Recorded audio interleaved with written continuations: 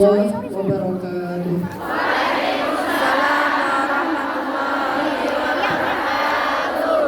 Alhamdulillahirabbil alamin. Alhamdulillahilladzi bi ni'matihi tatimmus shalihat wa bi fadlihi tatanazzalu khairat wal barakat wa bi taufiqihi tatahaqqaqul maqasid wal ghayat.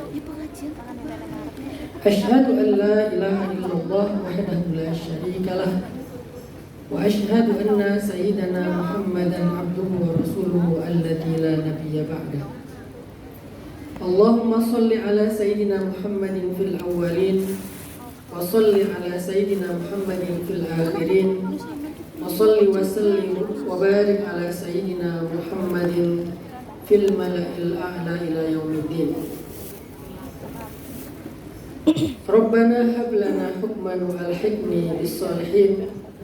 Rabbi shrah li sadri wa yassir li amri wahlul 'uqdatan min lisani yafqahu qawli, amma ba'd. Apa kabar teman-teman semuanya? Alhamdulillah sehat. Masih betah di Hong Kong?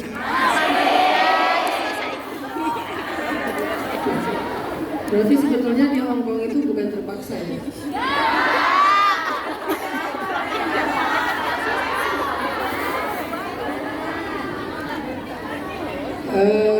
Pertama-tama saya pengen ngucapin makasih buat Bunda Nuris yang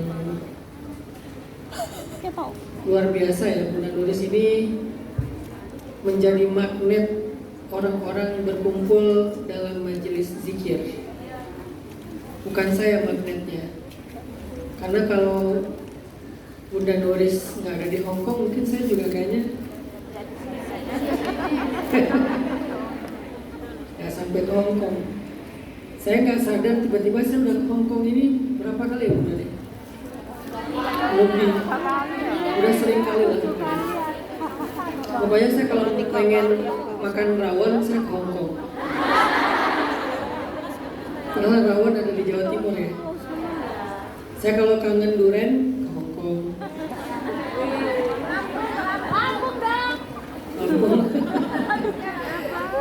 Makasih buat Bunda Nuris, teman-teman Ilham, teman-teman panitia, para ketua-ketua majelis taklim yang ada di Hong Kong, dan khususnya anak-anak muda, para jomblo-jomblo fisabilillah. Saya tahu kalian kesini tuh lari dari mantan kan? Lari dari suami. Emang mantannya di mana? Di Taiwan ya? Lari dari suami. Biar makin dekat nanti. Makasih buat kesempatannya. Saya kemarin nanya ke Bunda Nuris, memangnya di Hong Kong itu ada kajian siapa aja? Ternyata ada kajian para habaib, para kiai, para ustadz yang hebat-hebat. Sehingga saya sempat pesimis, emang ada yang mau hadir kajian saya? Saya bilang. Kata Bunda Nuris, ya ini cerita dulu, sabar atuh. Kata Bunda Nuris, banyak Ustadz, kayaknya dalam beberapa hari udah habis pikirnya. Disitulah saya sadar ternyata di Hong Kong itu banyak yang capek. Karena dari sekian judul-judul kan yang lain pengajiannya benar ya. Ada tentang bab ikhlas, bab sabar, bab siksa kubur ya. Kok bisa-bisanya kalian hadir dalam kajian dengan tema gak bisa Yura?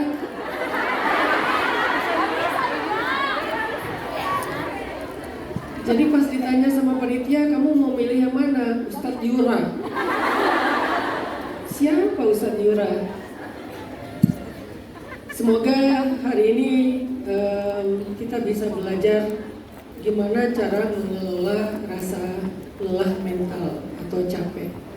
Karena saya yakin semua kita pernah capek. Saya juga kadang capek, bukan capek fisik ya. Kalau capek fisik kita bisa tidur, istirahat, makan, shopping. Shopping bisa nggak sih? Bisa.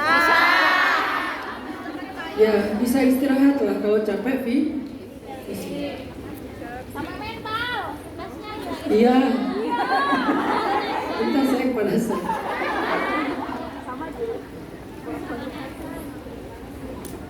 Oke. Sampai di mana tadi? Capek. Semua kita pernah merasakan yang namanya Capek. Tapi capek yang kita pengen bahas hari ini bukan capek fisik, karena capek fisik itu mudah sekali. Yang jadi masalah sekarang gimana kalau kita sedang mengalami kelelahan mental. Karena orang kalau lagi mengalami kelelahan mental itu dampak terhadap kehidupannya itu lebih lama, efek negatifnya lebih lama daripada capek fisik.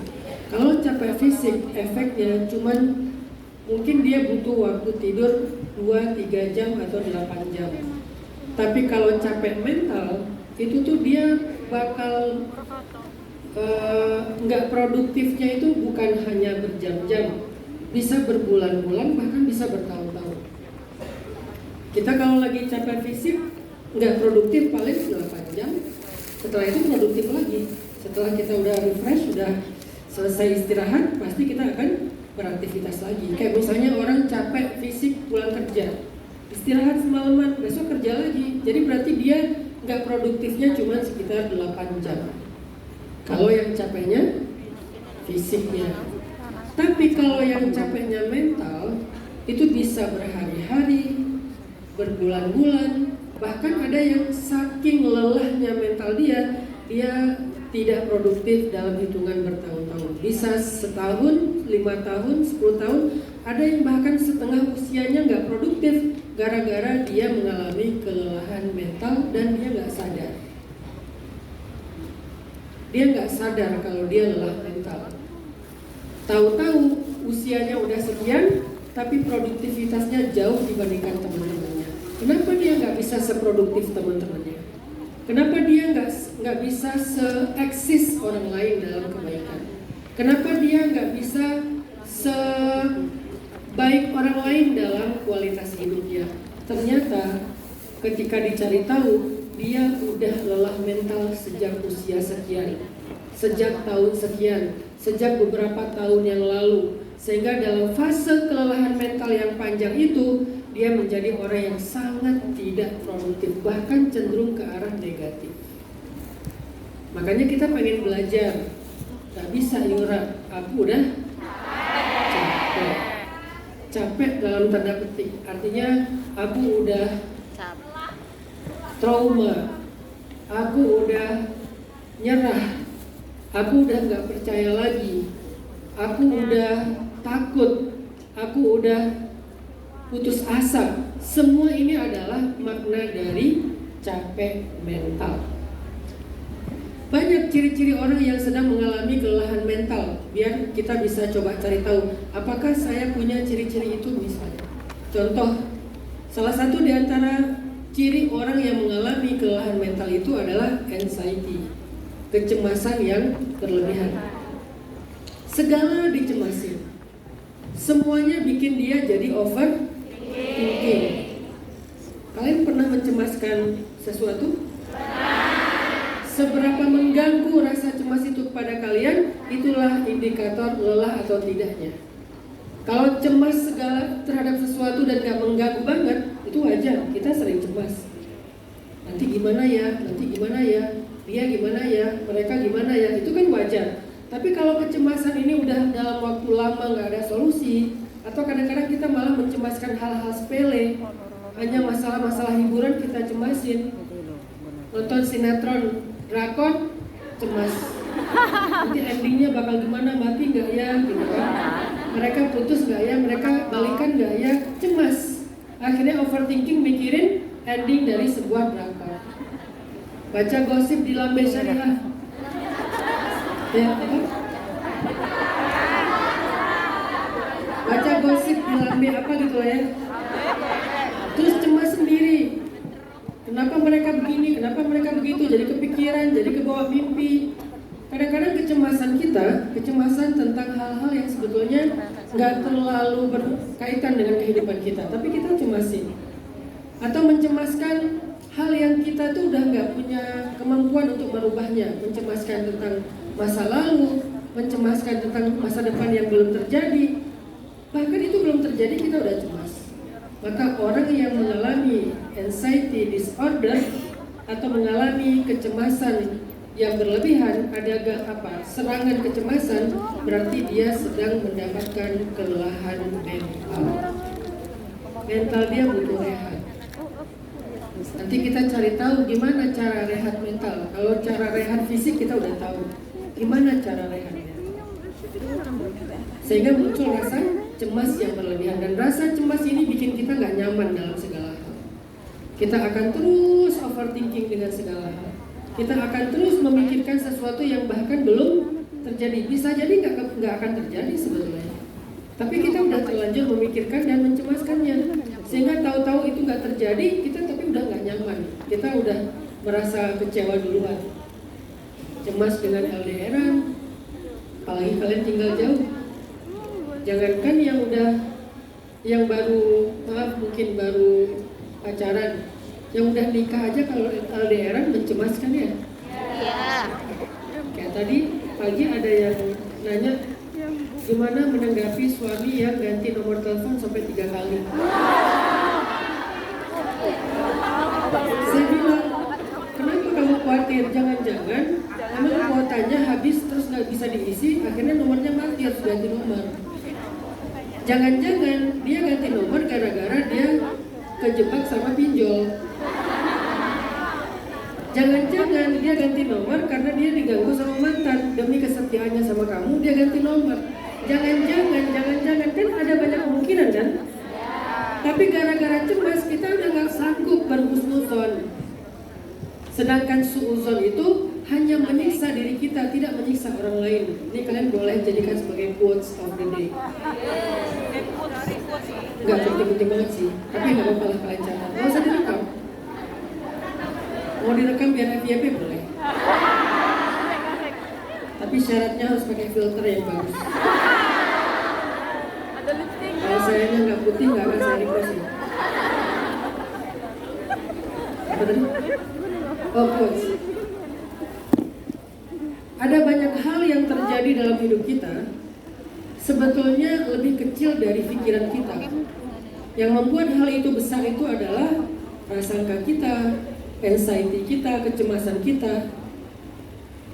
Dan setiap kali kita berprasangka buruk kepada seseorang, prasangka itu tidak akan merugikan dan menyakiti orang itu. Prasangka buruk hanya akan menyakiti diri kita sendiri. Udah. Jangan panjang-panjang buat itu. Kalau panjang namanya skripsi.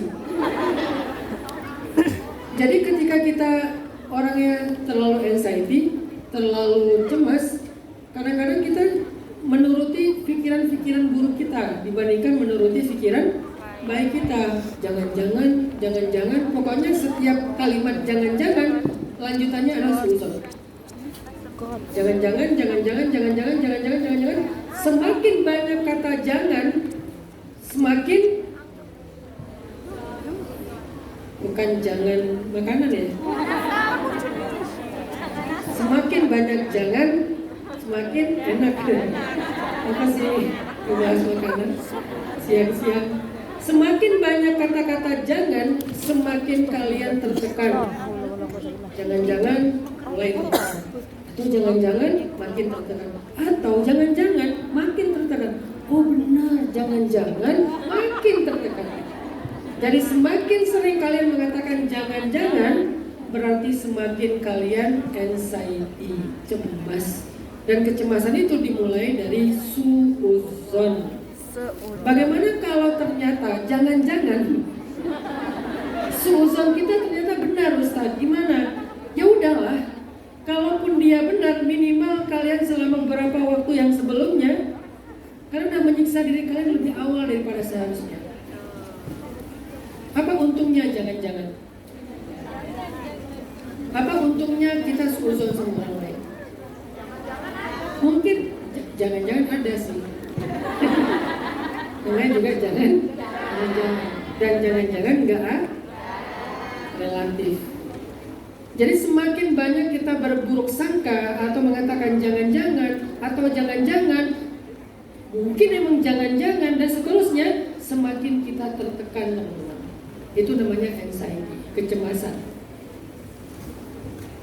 Sehingga akhirnya yang terjadi, kita menjadi orang yang gak nyaman, kepikiran, overthinking, stres jadinya, depresi. Padahal yang kita khawatirkan ternyata gak ada. Maka apa jalan keluarnya? Udahlah, kalau dalam hubungannya dengan manusia, banyak-banyak tabayun. Sering-sering komunikasi, perbaiki hubungan komunikasi kita dengan seseorang. Karena kalau kita berkomunikasi lewat jangan-jangan, lewat insting suuzon kita tuh akan terus-terusan anxiety, akan terus-terusan cemas. Tabayun itu bisa dari orang yang curiga, bisa juga dari orang yang dicurigai untuk menghindari kecurigaan. Misalnya, biar nggak terjadi kecurigaan ataupun kecemasan dalam hubungan suami istri pasangan. Sebelum pasangan kita misalnya cemas, sebelum pasangan kita curiga, sebelum pasangan kita cemburu buta, maka kemudian kita duluan yang menjelaskan, tabayun namanya. Maaf ya tadi begini, maksudnya begini, ada kejadian ini dan seterusnya. Sehingga pasangan kita merasa tenang. Saya punya prinsip dan saya berharap orang menghargai setiap prinsip orang lain. Saya punya prinsip, saya nggak mau foto sama perempuan. Terserah kalau ada ustadz kiai yang mau foto sama perempuan, saya hargai itu prinsip beliau. Tapi saya nggak akan mau foto sama perempuan kecuali diselingi sama laki-laki, atau kecuali berjarak, nggak bisa deketan. Makanya maaf bukan sombong, saya emang nggak mau foto sama perempuan. Dan saya pengen mensyiarkan para guru, para ustadz itu kalau bisa jangan diperlakukan kayak artis dan fans. Jadilah tetap sebagai guru dan murid yang ada adabnya, ada etikanya. Karena kalau kita dengan idola dan fans itu kan tarik-tarik, jambak-jambak rambut, itu kan ya. Dan saya nggak pengen digituin, sehingga saya nggak mau foto sama perempuan. Kalau sama laki-laki pun saya fotonya sewajarnya, bukan yang foto kayak gimana gitu. Kadang-kadang ada juga foto saya sama laki-laki kan, pas lagi foto biasa aja, pas saya lihat rasanya ternyata gini. Aduh, saya jadi geli. Saya nggak mau foto sama perempuan, itu prinsip saya. Tiba-tiba, namanya orang mungkin karena mengidolakan ya, lagi jalan ada ibu-ibu nerobos panitia langsung foto dan nempel gitu. Nah sebelum dia posting, saya udah tabayun dulu ke istri saya. Tadi maaf ya, tadi nggak sengaja karena panitianya mungkin lagi riweuh, ada ibu-ibu yang foto dan dia langsung nerobos ke depan. Sehingga itu cara saya untuk menenangkan pasangan saya. Itu adalah komunikasi. Jadi husnuzon atau suuzon, tabayun itu nggak hanya dari kita duluan yang curiga, tapi dari orang yang akan dicurigai juga berhak untuk tabayun duluan. Contoh, Nabi pernah pulang malam-malam berdua sama istrinya, kalau nggak salah waktu itu sama Sofia gitu kalau nggak salah ya. Saya lupa nanti dicek lagi, pokoknya sama istrinya. Pulang malam-malam sama istrinya, terus melewatin satu jalan yang agak-agak remang-remang gitu, agak gelap. Kan waktu itu emang nggak ada lampu ya. Kalau malam nggak ada tempat yang gelap. Pas lewat di salah satu gang yang agak gelap, tiba-tiba di hadapan Nabi itu ada dua orang sahabat yang berpapasan. Jadi Nabi mau lewat, sahabat juga lewat jalan yang sama. Ngelihat Nabi lagi sama seorang perempuan, sahabat ini belok. Dia belok, nggak mau berpapasan sama Nabi. Sama Nabi dipanggil, sini, kata Nabi. Ada apa ya Rasulullah? Ini adalah istriku yang aku antar pulang biar dia aman di malam hari. Nabi tabayun, ini istriku gitu kata Nabi. Sebelum mereka sempat bersuuzon, Nabi tadi jalan sama siapa ya? Sebelum itu terjadi, maka Nabi tabayun dulu, ini istriku kata Nabi. Sehingga kemudian mereka bilang gini, ya Rasulullah, gak mungkin kami berburuk sangka kepada engkau. Apa kata Nabi? Mungkin sekarang enggak, tapi bagaimana besok, lusa dan seterusnya. Tiba-tiba ada gosip Nabi lagi dekat sama siapa. Pantesan malam kemarin. Kan gosip itu berkembang kan? Enggak hanya dalam satu omongan. Jadi kejadian sekarang disimpan dulu enggak? Belum jadi gosip. Baru jadi gosip besok, minggu depan, bulan depan, bahkan tahun depan. Kalau nggak ditabayun, suatu saat akan jadi bahan untuk mengembangkan sebuah gosip. Sehingga kata Nabi, sesungguhnya syaitan bersembunyi di dalam aliran darah manusia. Artinya dia tahu kapan dia harus bergosip, setan tuh tahu banget. Nggak sekarang belum cukup bahan gosipnya, simpan aja dulu. Nanti begitu nemu lagi informasi berikutnya, terserah benar atau salah, kumpulin, lama-lama diramu, jadilah sebuah gosip. Dan gosip itu akhirnya difitnah. Jadi akhirnya solusinya Nabi tabayun, perbaiki komunikasi. Ini istriku, kata Nabi. Maka di sini pelajarannya buat kita, apa yang bikin kita cemas selama ini? Maka coba tabayun. Apa yang berpotensi bikin keluarga kita cemas? Coba tabayun. Kalau nggak dari orang yang suuzon, yang duluan komunikasi, dari orang yang dicurigai, siapapun, perbaiki komunikasi, insya Allah akan menghilangkan kecemasan dan rasa tidak nyaman dalam sebuah hubungan. Perbaiki komunikasi. Lebih baik dalam berdiskusi, jangan langsung memvonis, jangan langsung menghakimi. Kita bisa menanyakan, kita bisa mendengar, karena kemampuan mendengar itu lebih penting daripada kemampuan berbicara. Hari ini semua orang bisa berbicara, tapi sedikit sekali yang bisa mendengarkan. Orang yang bijak adalah orang yang punya kemampuan mendengar lebih besar daripada kemampuan berbicara.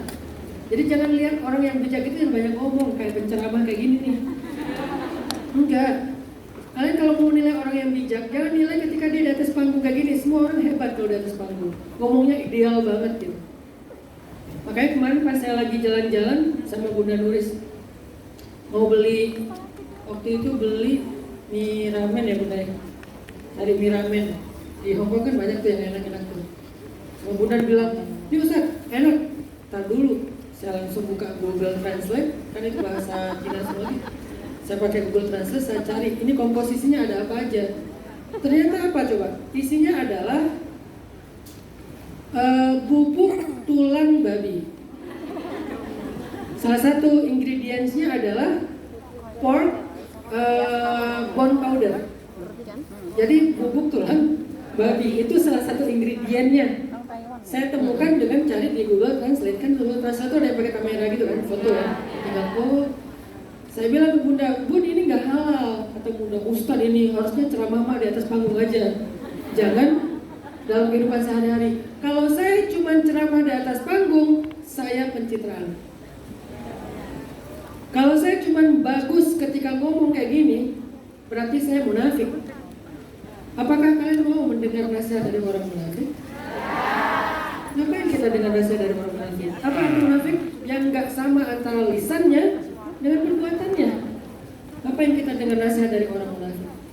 Orang yang kita dengar nasihat itu adalah orang yang sama antara lisannya dengan perbuatannya.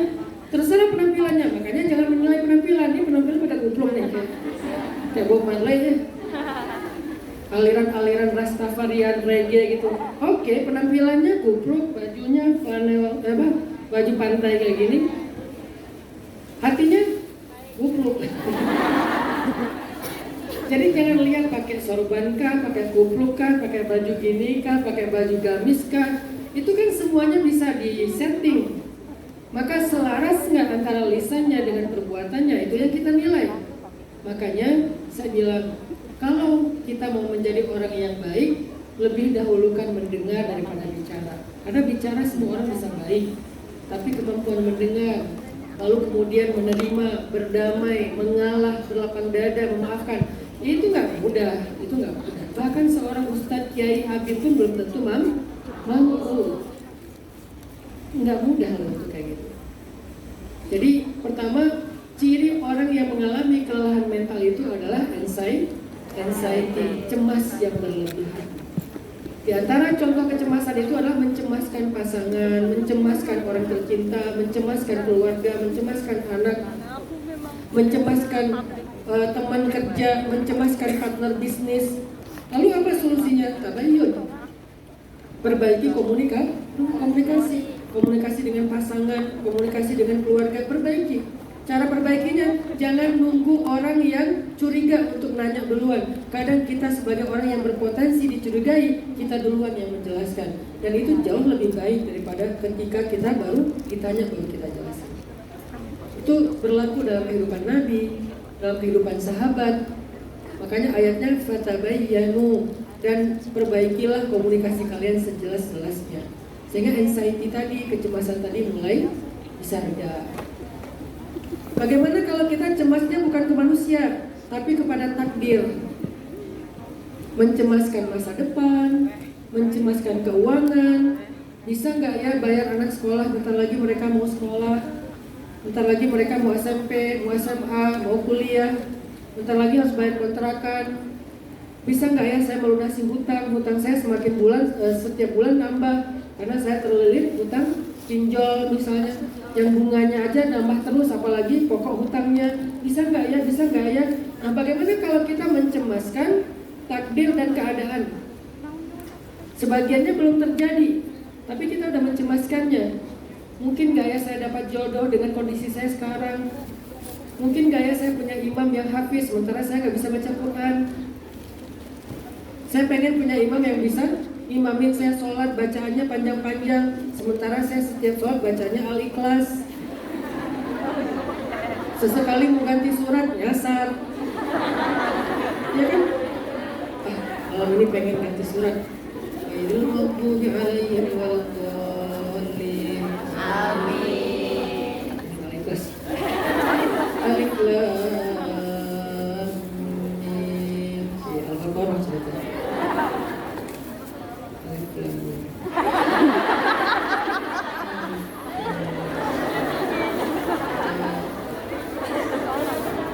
Qul huwallahu ahad. Balik lagi ke Al-Ikhlas. Mentok soalnya stoknya cuma Al-Ikhlas. Kalau ada stok yang lain pasti lebih pendek. Al-Kautsar. Apalagi? Quraisy. Al-Asr. Anas mah masih panjang. Ini yang pendek-pendek banget. Sekali-kali agak panjang dikit, nggak ada ujungnya. Ya ayyuhal kafirun la a'budu ma ta'budun wa la antum 'abidun ma a'bud wa la ana 'abidun ma 'abadtum wa la antum 'abidun ma a'bud wa la ana 'abidun ma Batuk.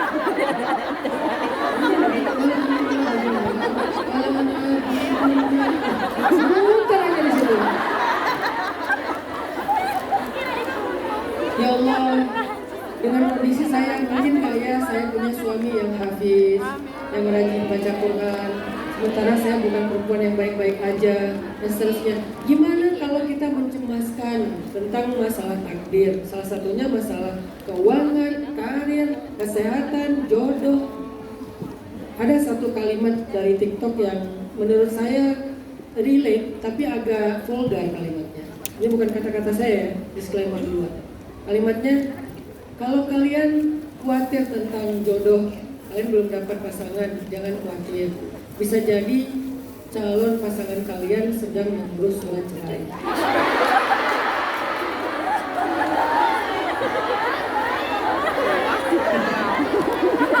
Mungkin nggak kayak gitu? Mungkin kan? Bisa aja memang jodoh kita itu seorang duda.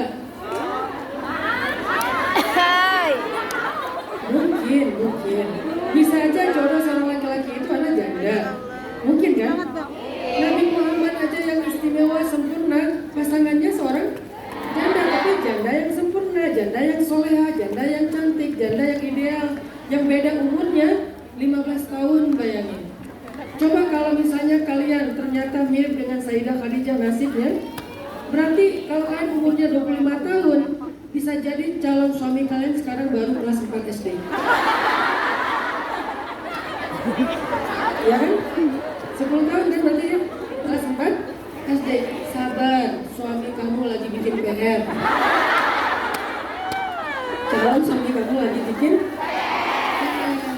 Doakan dia supaya naik kelas. Karena setahun dia tinggal kelas, berarti jodoh kalian harus delay setahun. Jangan ya.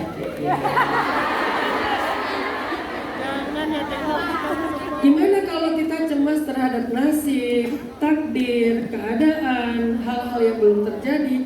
Kalau cemas kepada manusia, tabayun. Kalau cemasnya kepada takdir, gimana caranya?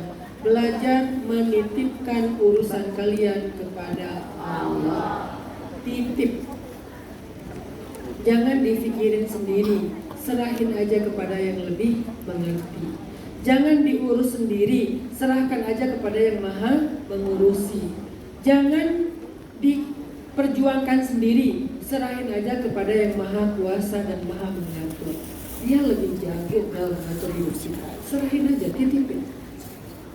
Sehingga kalau kita udah menitipkan, ya Allah saya titip jodoh saya kepada Engkau, saya udah capek untuk coba-coba, saya udah capek membuka hati lalu dikecewakan, saya udah capek berkomitmen tetapi ditinggal pas lagi sayang-sayangnya, saya udah capek nge-follow mantan di akun kedua.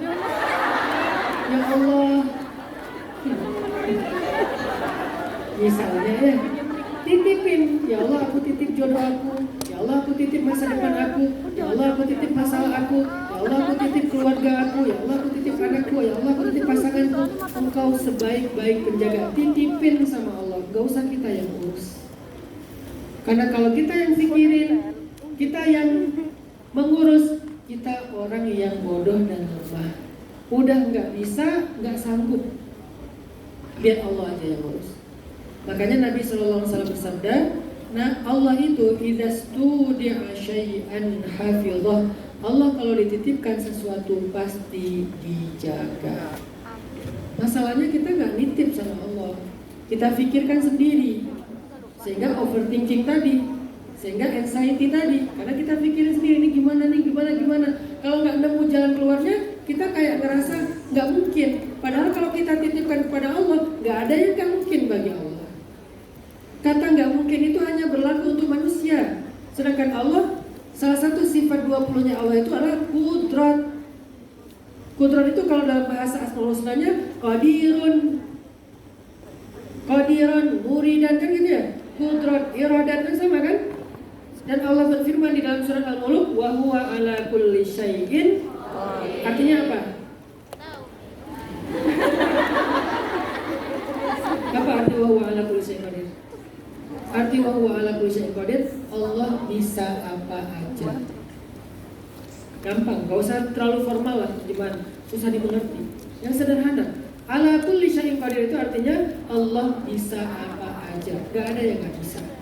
Dan kalau Allah berkehendak, idza arada syai'an ayyaqula lahu kun fayakun. Kalimatnya apa? Kalimatnya kalau Allah menginginkan sesuatu, maka Allah mengatakan bukan kun fayakun, kun, udah segitu. Sejak kapan jadi kun fayakun? Di Indonesia emang aneh-aneh ya, tiba-tiba jadi mantra ya. Kun fayakun, mana ada kayak gitu? Yang ada katanya kun, udah gitu. Fayakun itu beda lagi. Kan kun artinya jadilah, maka jadilah. Nah, maka jadilah itu bukan kata-kata dari Allah. Kata-kata dari Allahnya kun, jadilah, udah. Sehingga ini apa sih? Ngerti gak sih? Ya gitulah pokoknya. Yang saya mau sampaikan teman-teman, obat dari kecemasan, obat dari lelah mental, gara-gara kita mencemaskan sesuatu yang kita nggak mampu menjalaninya, nggak mampu mencari jalan keluarnya, nggak mampu mengontrolnya, karena itu belum terjadi atau sudah berlalu, udah terjadi. Gimana cara mengobati kecemasan kayak gini, anxiety kayak gini? Belajar yang namanya menitipkan urusan kita kepada Allah. Coba kalian punya mushaf digital kan di handphone? Coba buka surat Al-Kahfi.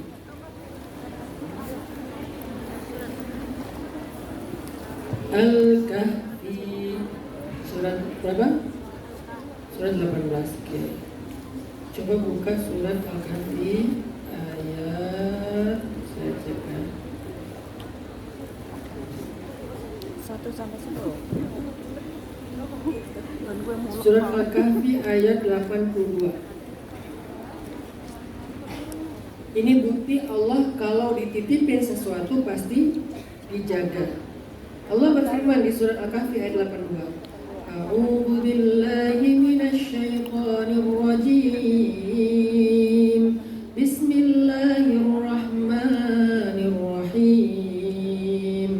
Wa ammal jidaru fakana li ghulamaini yatimaini fil madinah wa kana tahtahu kanzun كان أبوهما صالحا فأراد ربك أن يبلغا أشدهما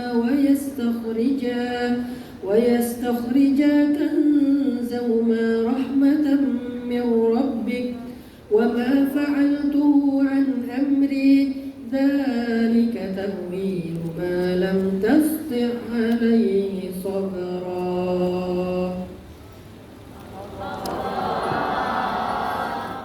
Apa terjemahannya? Wa ammal jidar, adapun dinding, sesungguhnya itu adalah milik kedua anak yatim di kota tersebut. Dan di bawah dinding itu ada harta yang disimpan oleh ayah mereka. Sedangkan ayah mereka berdua adalah laki-laki yang solih. Jika Allah ingin supaya mereka berdua tumbuh dewasa, lalu kemudian dikeluarkanlah harta titipan itu sebagai rahmat dari Allah. Dan aku tidak melakukan ini karena keinginanku sendiri. Semuanya adalah keinginan Allah. Itulah penjelasan terhadap apa yang kamu tidak bisa bersabar. Ngerti nggak? Enggak kan? Kalau baca terjemah emang susah ngerti. Makanya kita kalau mau ngaji itu pakai guru atau minimal baca tafsir. Jadi ceritanya gini. Ini kan cerita Nabi Musa dengan Nabi Khidir nih. Suatu ketika Nabi Khidir dengan Nabi Musa melakukan perjalanan safar. Sampai di sebuah negeri, Nabi Khidir minta tolong kepada penduduk itu untuk ngasih tumpangan menginap karena udah kemalaman. Di zaman itu, memberi tumpangan menginap untuk musafir itu adalah bagian dari kewajiban. Jadi kalau ada musafir yang terlantar, harus dikasih tempat menginap untuk mereka, ada kamar untuk mereka. Nah ternyata setiap rumah di negeri itu menolak, karena orang di negeri itu pelit semuanya, pelit, egois, jahat. Akhirnya Nabi Khidir dengan Nabi Musa terpaksa menginap di sebuah rumah yang sudah roboh. Rumah tua, rumah terbengkalai, roboh, jelek, nginaplah di situ. Gara-gara di semua rumah ditolak. Pas paginya, Nabi Khidir tiba-tiba memperbaiki keadaan rumah itu, dibangun ulang, direnovasi sendiri sama Nabi Khidir. Karena ngelihat Nabi Khidir kayak gitu, Nabi Musa ikut bantuin.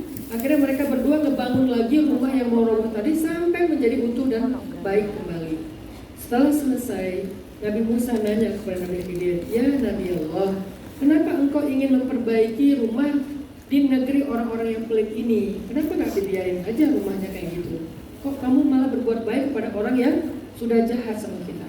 Apa jawaban Nabi Khidir? "Wahai Musa, sesungguhnya rumah ini milik dua anak yatim. Dulu mereka punya seorang ayah yang solih. Sebelum ayah itu meninggal dunia, ayah itu ingin menitipkan harta warisan untuk menjadi warisan bagi anak-anaknya. Tapi karena anak-anaknya masih kecil, dia bingung nitip ke siapa ya harta warisan ini. Karena anak kecil nggak bisa memegang harta warisan. Nanti nggak akan bisa dikelola dengan baik. Dititipin ke tetangga, tetangganya nggak ada yang benar, malah habis. Dititipin ke keluarga, keluarganya nggak ada yang solih, nanti malah zolim. Akhirnya ayah yang solih ini menyembunyikan harta di bawah dinding. Lalu dia bilang kepada Allah, "Ya Allah, aku titipkan harta ini sebagai warisan untuk anak-anakku sampai mereka dewasa." Meninggallah laki-laki soleh ini. Setelah mereka meninggal, anak yatim ini tinggal di pondok pesantren, madrasah. Kalau sekarang namanya pondok, dulu namanya madrasah. Karena mereka masih kecil, kayak panti asuhan gitu loh. Ketika mereka dirawat di panti asuhan masih kecil, harta ini kan masih tersimpan di bawah dinding rumah. Allah pun menjaga harta ini dengan cara rumahnya dibikin roboh, dindingnya roboh, sehingga ketika rumahnya roboh, nggak ada satu orang pun yang mau datang ke rumah itu, yang mau memeriksa isi rumah itu, yang mau merawat rumah itu. Jadilah rumah yang terbengkalai, kayak rumah yang ada hantunya. Jadilah rumah itu aman dari setiap pencuri, karena dianggap rumah yang tidak terurus. Padahal di bawahnya ada harta yang sangat banyak. Ketika anak-anak ini udah remaja, udah lulus sekolah, Allah mengutus dua nabi untuk memperbaiki rumah itu. Nabi Musa dan Nabi Khidir diutus jauh-jauh. Nabi Musa dari Palestina, Nabi Khidir dari dua pertemuan laut. Mereka berjalan berminggu-minggu demi untuk membangun kembali rumah yang sudah roboh milik anak yatim tersebut. Pertanyaan saya, kenapa nggak ngutus tukang aja ya? Kenapa nggak tukang aja? Kan bisa aja. Tiba-tiba tukang mimpi disuruh perbaiki rumah di sebelah rumahnya, sehingga besoknya tukang perbaiki rumah itu, bisa kan? Kenapa harus nabi yang jauh? Sebegitulah baiknya Allah menjaga amanah, menjaga titipan. Saking Allah pengen sempurna, Allah nggak mau rumah itu dibangun oleh tukang, dibangun oleh orang soleh, dibangun oleh seorang ulama. Allah mau rumah itu saking istimewanya dibangun oleh 2 nabi sekaligus. Kayak gitu cara Allah jaga amanah. Sehingga diutuslah Nabi Musa, diutuslah Nabi Khidir jauh-jauh sampai ke negeri tersebut. Dibangunlah rumahnya oleh 2 tangan yang mulia, tangan Nabi Khidir dan tangan Nabi Musa. Sampai terbangun, baru Nabi Khidir cari di mana panti asuhannya. Anaknya kemudian disuruh pulang, diberikanlah harta yang tersimpan di bawah dinding rumah mereka. Ini bukti Allah kalau dititipkan sesuatu pasti dijaga.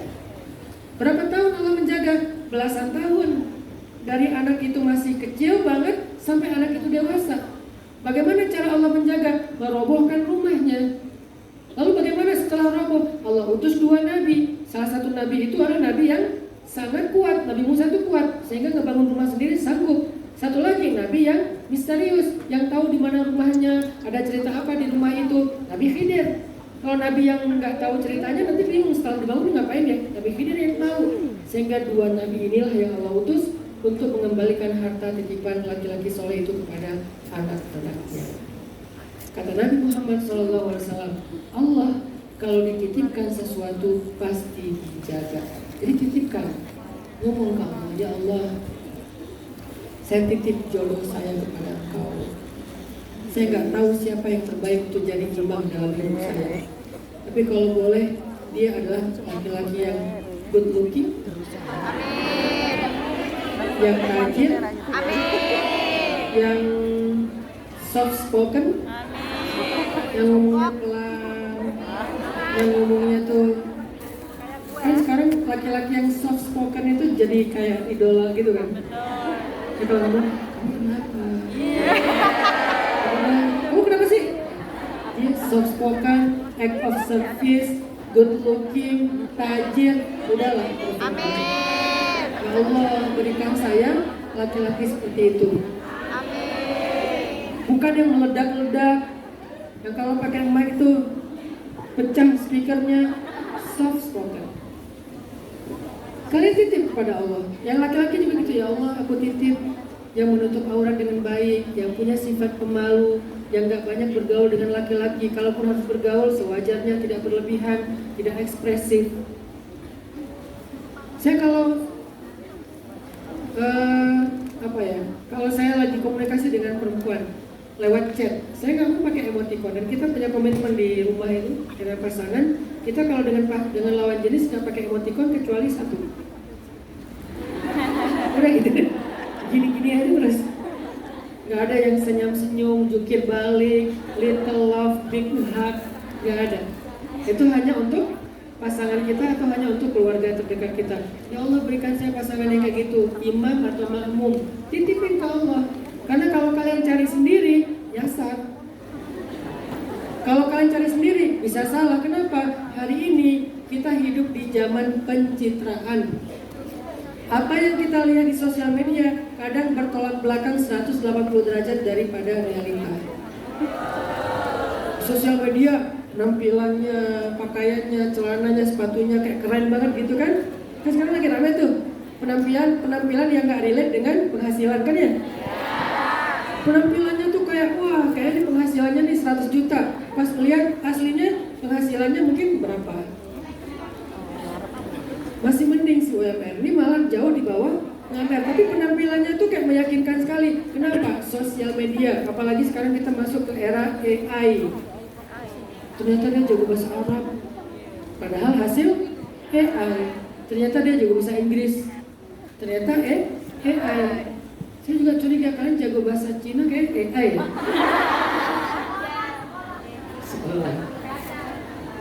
Jadi titipkan sama Allah. Masalahnya apa? Titip, ya Allah saya titip jodoh, ya Allah saya titip kalau udah punya pasangan, ya Allah saya titip pasangan saya di rumah yang jauh dari saya. Jangankan LDRan, saya ada di sebelahnya aja saya khawatir.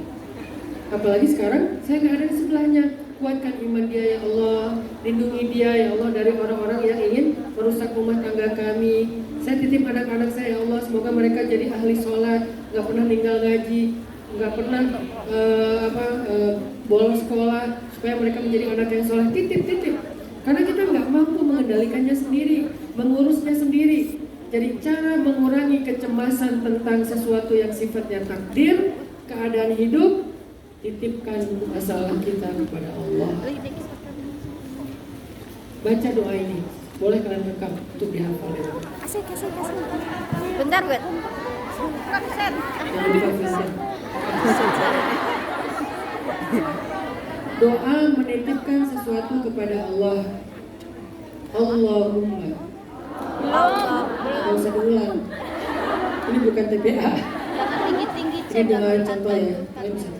Allahumma inni astaudi'uka umuri kullaha, nafsi wa ahli wa hayati, illam takun laha faman laha, wa anta khairun hafidha. Ya Allah, sesungguhnya aku titipkan kepada Engkau segala urusanku, diriku, keluargaku, hidupku. Jika bukan Engkau yang menjaganya, siapa yang menjaganya? Sedangkan Engkau sebaik-baik penjaga. Sudah. Bisa kalau bahasa Indonesia boleh. Tapi kalau kalian nggak mau menghafal bahasa Arabnya, nanti nggak bisa dipakai di dalam sholat. Karena sholat itu ada waktu yang paling mustajabah doa. Salah satunya adalah ketika sujud. Nggak bisa kalian pakai bahasa Indonesia. Ya Allah, aku lagi bete nih, lagi sujud, nggak bisa. Sehingga itulah keistimewaannya bahasa Arab, bahasa Al-Quran. Jadi hafal. Kalau kalian nggak bisa ngafal sekaligus, dicicil. Satu hari satu kata. Hari ini Allahumma. Nah. Besok ini. Lusa astaudi'u. Lusanya lagi ka.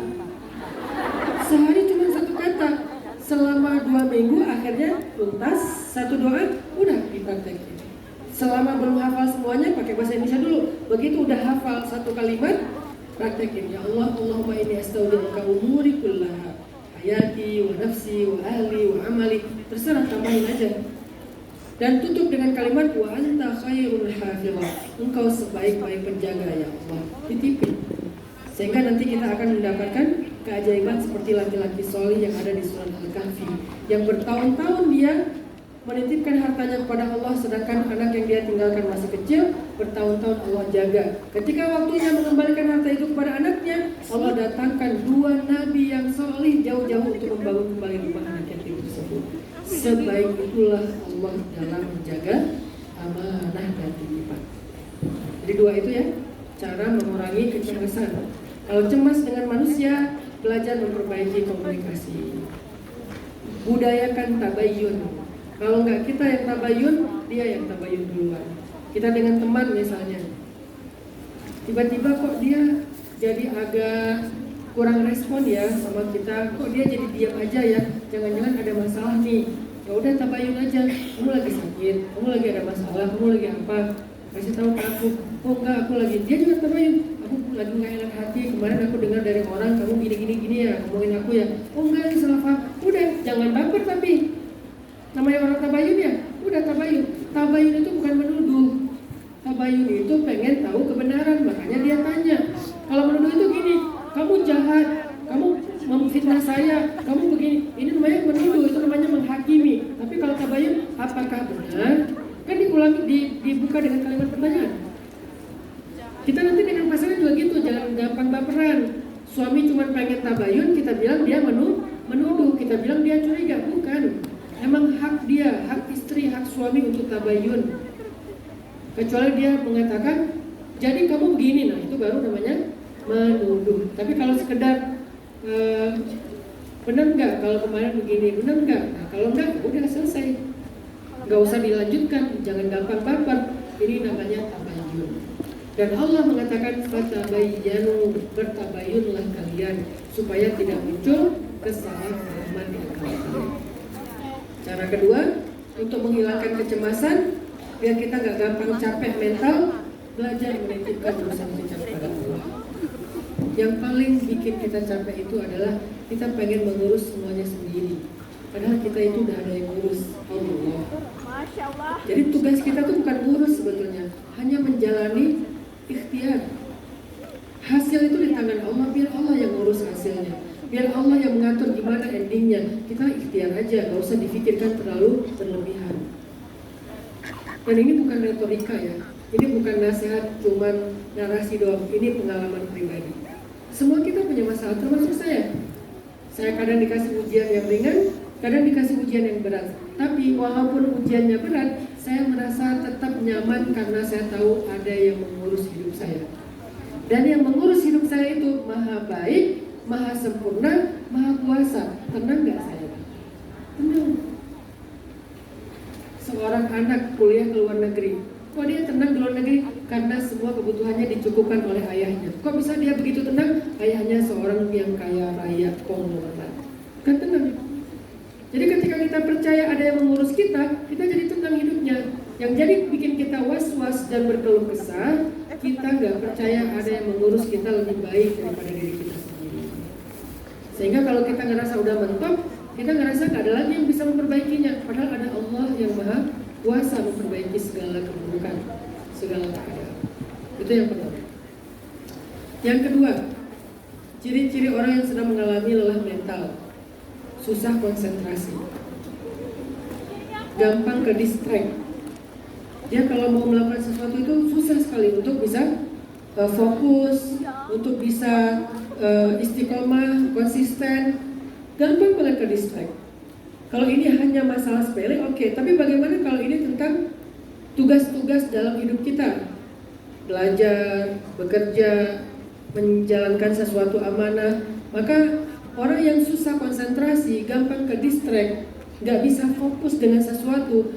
Dia dalam hidup itu gak fokus, segala dicoba. Berarti dia adalah orang yang sedang mengalami kelelahan mental. Apa obatnya biar bisa fokus? Kata Allah di dalam surat Al-Insyirah, "Fa'idha faraghta fansab." Belajar melupakan kegagalan yang sudah lewat. Belajar berdamai dengan kesalahan-kesalahan. Belajar berdamai dengan kegagalan-kegagalan. Jangan terlalu menuruti trauma. Karena kalau kita masih terus-terusan trauma, kita nggak berdamai dengan kegagalan.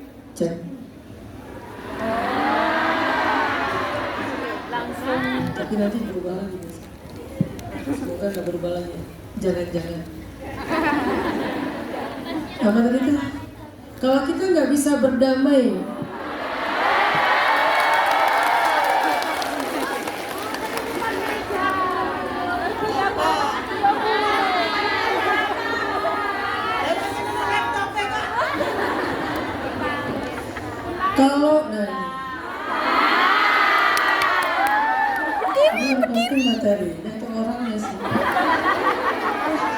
kalau kita nggak bisa berdamai dengan sebuah kegagalan, nggak bisa berdamai dengan masa lalu, kita itu jadi orang yang nggak akan pernah bisa fokus dengan masa depan. Makanya Allah bilang fa'idha faraghta fansab. Kalau kamu udah selesai dengan urusan sebelumnya, baru kamu bisa bersungguh-sungguh dengan urusan berikutnya. Jadi harus selesai dulu dengan masa lalu. Nggak bisa fokus dengan pasangan yang ada sekarang. Masih ke distract dengan apa? Mantan. Karena kita masih comparing, masih membanding-bandingkan. Kita masih nggak bisa fokus karena kita terlalu banyak membandingkan ke kanan dan ke kiri. Suami teman saya, adik ipar adalah membandingkan dengan ipar, membandingkan dengan teman, suami teman, membandingkan dengan mantan, membandingkan dengan ayah, membandingkan dengan paman. Kita terlalu banyak membanding-bandingkan, akhirnya kita jadi orang yang nggak fokus kepada apa yang ada di dalam kehidupan kita. Comparing kita membuat kita merasa nggak bisa bersyukur dengan apa yang kita dapatkan. Nah itu salah satunya belum rilis dengan masa lalu. Udahlah, jangan dibandingkan. Kita pernah gagal, pernah sakit, udah. Ini adalah cerita yang baru, bukan episode yang baru. Ini cerita yang baru, novel yang baru, film yang baru, bukan episode yang baru. Kalau episode yang baru mungkin terikat dengan episode sebelumnya, tapi ini cerita yang baru. Artinya cerita ini bisa aja jadi cerita yang happy ending.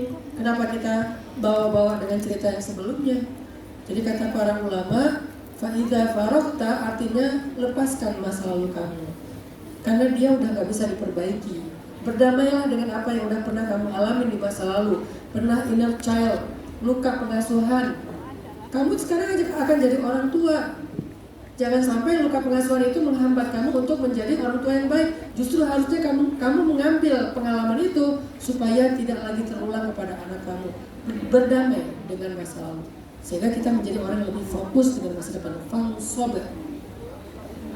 Yang kedua, sulit fokus dan sulit konsentrasi. Itu ciri orang yang lelah mental. Yang ketiga, susah tidur. Insomnia karena overthinking. Ini mirip dengan yang pertama. Kenapa overthinking? Karena dia mencemaskan sesuatu secara berlebihan. Gimana caranya biar bisa tidur dengan nyenyak? Gimana cara biar bisa tidur dengan nyenyak? Kalau kata orang-orang bijak nih, cara tidur nyenyak itu adalah memperbaiki jadwal harian. Apa yang bikin kita nggak nyenyak tidur? Jadwal kita udah nggak fitrah lagi.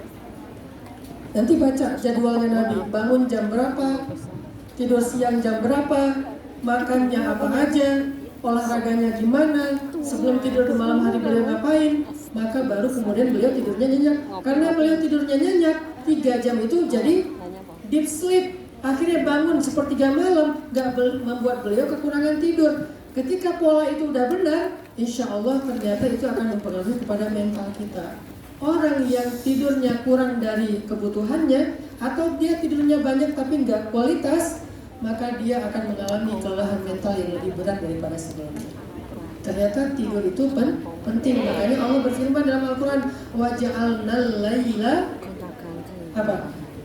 Waja'alnal laila libasa, kami jadikan malam itu untuk istirahat. Pakaian di sini artinya istirahat. Kami jadikan malam itu untuk istirahat. Buat kalian yang gak harus bertugas di malam hari, malam itu jangan nonton live. Jangan nonton apa tuh? Bukan.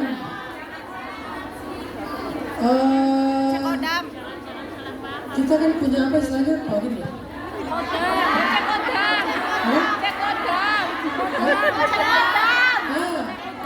Jangan cek kodam. Jangan cek kodam malam-malam. Karena udah pasti kalian ngerasa kodam itu ada di kamar kalian, di sekitar kalian, terus gak bisa tidur ya. Ini yang bikin kualitas tidur kita berkurang, akhirnya kita mengalami kelelahan mental. Dan ini mungkin jarang dibahas dalam ceramah. Kenapa? Karena penceramah-penceramah nggak concern dengan isu anak muda, concernnya dengan isu orang tua. Salah satu isu orang tua itu tentang sakaratul maut, husnul khotimah, siksa kubur ya. Wajar, nggak apa-apa. Tapi kalau saya kan segmentasi dakwah saya anak muda. Masalah anak muda hari ini adalah masalah mental. Dan salah satu di antara penyebab kelelahan mental itu adalah istirahat yang tidak berkualitas. Kenapa istirahatnya nggak berkualitas? Salah satunya karena pola hidupnya nggak sesuai dengan sunnah Nabi. Ini ada satu lagi rahasia tidur nyenyak, sholawat. Kenapa sholawat? Karena orang yang bersolawat itu akan dinaungi oleh para malaikat. Jadi kalau kita sebelum tidur minimal bersolawat 100 kali, malaikat akan menaungi kita dari berbagai macam gangguan-gangguan ketika tidur. Sehingga tidur kita itu deep sleep, kualitas, dan insya Allah kalau sholawat kita dawam bisa bermimpi ketemu Rasulullah SAW. Mau ketemu dengan Nabi? Karena ketemu dengan Nabi di dalam mimpi seperti ketemu Nabi dalam kehidupan sejati, kehidupan real. Jadi ketemu Nabi dalam mimpi itu kayak ketemu Nabi dalam kehidupan nyata, nggak ada bedanya. Kenapa bisa kayak gitu, Ustaz? Karena Nabi tidak bisa dijelmakan oleh syaitan. Kalau ketemu dengan mantan, maka itu adalah setan. Saya nggak bilang mantan setan ya, mimpinya. Kalau mimpi ketemu dengan mantan, maka itu adalah karena cuma satu orang yang setan gak bisa menyerupai. Dia adalah Rasulullah. Sehingga siapa yang bertemu dengan Rasulullah dalam mimpi, itu seperti bertemu Rasulullah dalam kehidupan nyata. Senyata itu. Gimana seseorang bertemu dengan Rasulullah dalam mimpi? Salah satu amalannya adalah dawam sholawat, gak boleh kurang dalam sehari minimal 100 kali. Kalau bisa ditambah bertahap. Pertama 100 kali udah 40 hari, 200 kali 40 hari, 300 kali 40 hari. 40 hari itu baru disebut dawam. Lalu tambah targetnya jadi 200, 300, 400, 500. Ada yang hari ini saya punya teman yang dia sholawat sehari 3000 kali dan itu sudah bertahun-tahun. Kemarin ada kejadian di Madinah sama saya. Jadi kan kemarin saya ke Maluku kan, ada dakwah di Maluku lah. Dia jemput seorang dokter, dia jemput saya di bandara, terus dia cerita gini, Ustaz, maaf saya ingin menyampaikan sebuah amanah. Boleh minta waktu 5 menit? Oh boleh, amanah dari siapa? Amanah dari Rasulullah katanya. Saya kaget, wah saya ada salah apa nih? Kok sampai ada yang dapat amanah untuk disampaikan pada saya dari Rasulullah. Memang ada apa Pak? Ada apa dengan Rasul? Dulu Ustaz umrah nggak tahun 2022? Dia tanya gitu. Ya saya umrah bulan berapa? Bulan Desember, awal, tengah atau akhir? Entah saya cek dulu foto saya waktu umrah. Kan di foto ada tanggalnya kan? Saya cek. Oh ya di awal. Ustaz tanggal 7 atau 8 ada di Madinah nggak? Saya cek lagi yang foto Madinah. Oh ya ini tanggal 7, 8 saya di Madinah. Ustaz kalau di Madinah tempat favorit buat tahajud di mana? Saya bilang di belakang Raudhah. Karena kalau di Raudhah nggak bisa lama-lama kan? Di belakang Raudhah.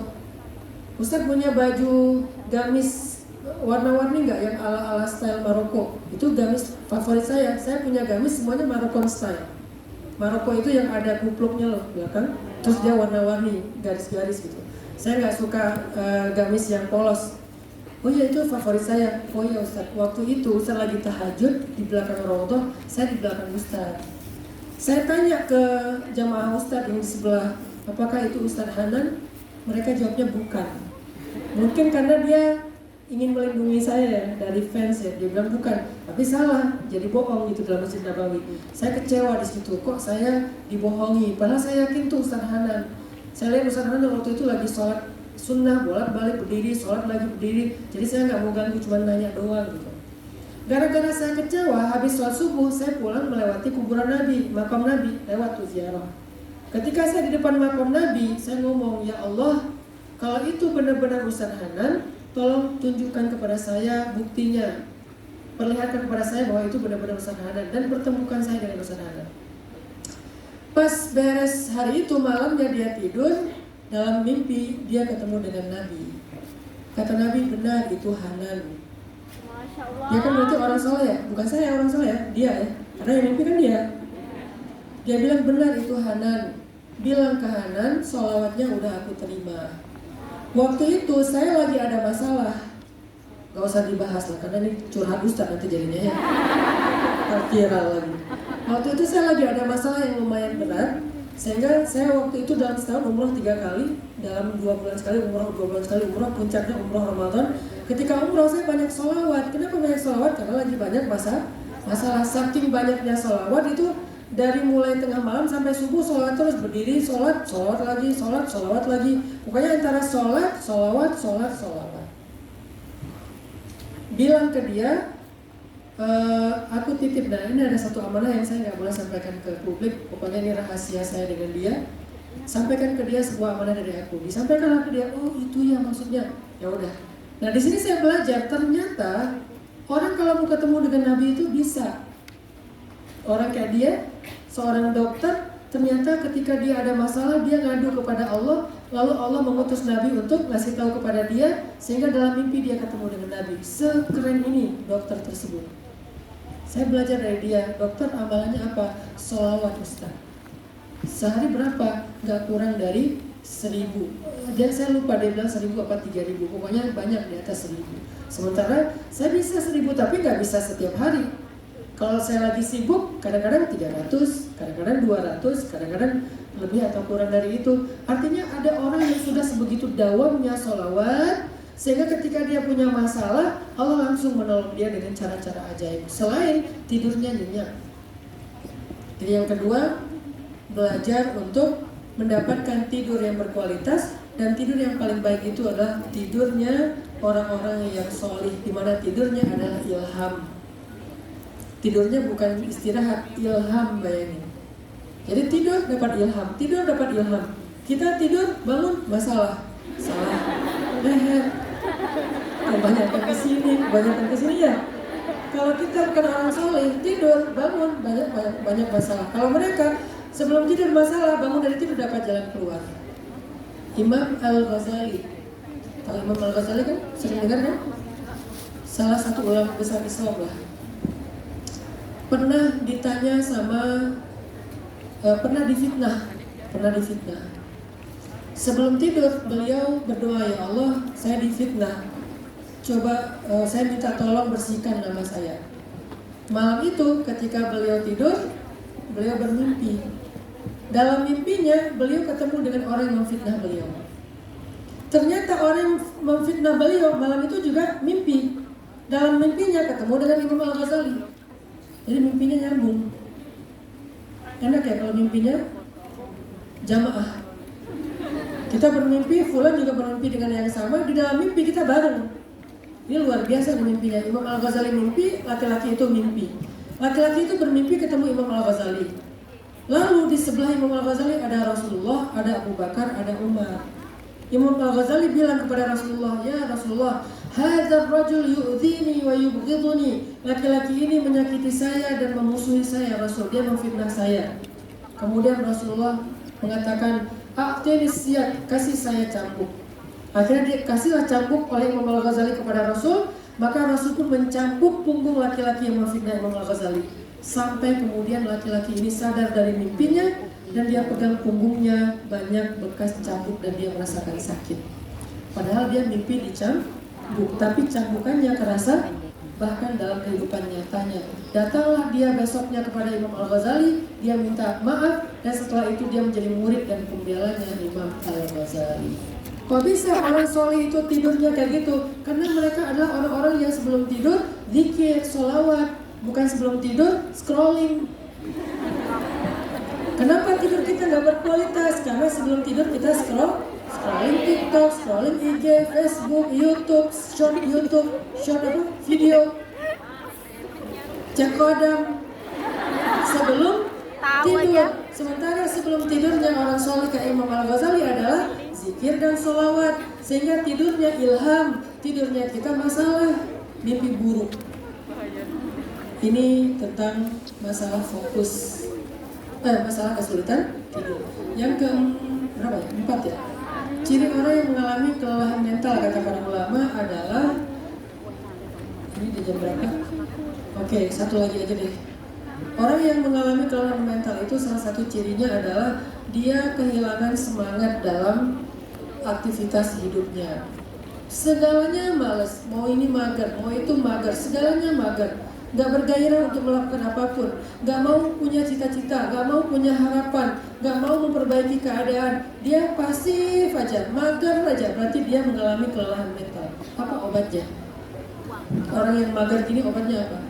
Orang yang mager kayak gini obatnya adalah dia butuh support system.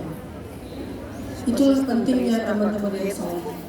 Nggak jarang loh kita datang ke taklim itu bukan karena kita pengen ke taklim, tapi kita datang ke taklim karena kita diajak teman, betul?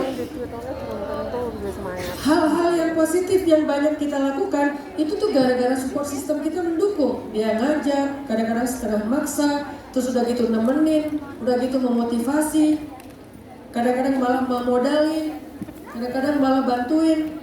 Ini yang bikin kita tergerak kepada kebaikan-kebaikan apapun itu, termasuk dalam urusan karir, urusan rumah tangga, urusan jodoh. Maka rawatlah pertemanan, teman-teman. Rawatlah pertemanan. Teman itu mahal, apalagi kalian yang merantau di luar negeri. Teman itu sama dengan keluarga. Rawat. Kalau kalian nggak punya teman karena nggak bisa merawat pertemanan, hidup kita itu nggak punya support system. Begitu kita mengalami kelelahan, kita akan terpuruk sendiri. Akhirnya kita menjadi orang yang gagal. milikilah teman, rawat pertemanan itu. Teman kita manusia bukan malaikat. Kadang dia salah, kadang keliru, kadang bikin kita bete. Tapi berlapang dadalah karena dia bukan malaikat, dia manusia. Salah satu cara merawat pertemanan adalah memaafkan. Cara lain merawat pertemanan adalah memberi hadiah. Cara lain merawat pertemanan adalah dengan menyapa, harus rutin menyapa. Cara lain dalam merawat pertemanan adalah dengan mendoakan, memberi hadiah, menyapa dan memaafkan. Itu cara merawat pertemanan. Kalau kalian nggak pernah memaafkan ketika teman kalian salah, sedikit salah left group, akhirnya semuanya punya grup sendiri-sendiri, dia admin, dia member. Kenapa? Karena nggak bisa merawat pertemanan, nggak bisa memaafkan. Rawat pertemanan dengan memberi hadiah. Ketika dia ulang tahun, kasih hadiah. Atau nggak dalam rangka ulang tahun pun kan dapat sesuatu, kayaknya lucu nih, beli buat dia juga. Doakan di malam hari, ya Allah, tolong jaga hubungan kami sebagai sahabat karena Engkau ya Allah. Kemudian sapa dia sesekali, gimana kabarnya, kamu lagi ada masalah apa, kalau butuh apa-apa bilang ke aku, walaupun aku gak bisa bantu, minimal bisa menghibur dan segala macam. Rawat karena mereka adalah support system kita, mereka tempat curhat kita, walaupun kenyataannya ketika curhat jadinya adu nasib. Kita curhat, dia curhat balik. Tapi penting teman-teman, punya circle yang positif itu penting. Karena kalau circle negatif atau toksik kan nggak perlu kita pilih, kadang-kadang ada ya. Yang harus kita rawat, kita jaga, kita bangun, itu circle positif. Sehingga ketika kita ketemu dengan circle toksik, kita punya tempat pulang. Tempat pulang kita adalah teman yang menerima kita dengan tulus. Saya, teman SMA saya sampai sekarang, kita masih merawat hubungan di grup itu sampai sekarang. Jadi kalau saya lagi viral, biasanya saya pulang ke Aceh. Jadi kalau teman-teman melihat Ustaz lagi di Aceh, berarti lagi viral. Kalau saya lagi viral, saya pulang ke Aceh, ziarah kubur emak saya yang meninggal tsunami, plus saya nongkrong bareng teman-teman SMA saya.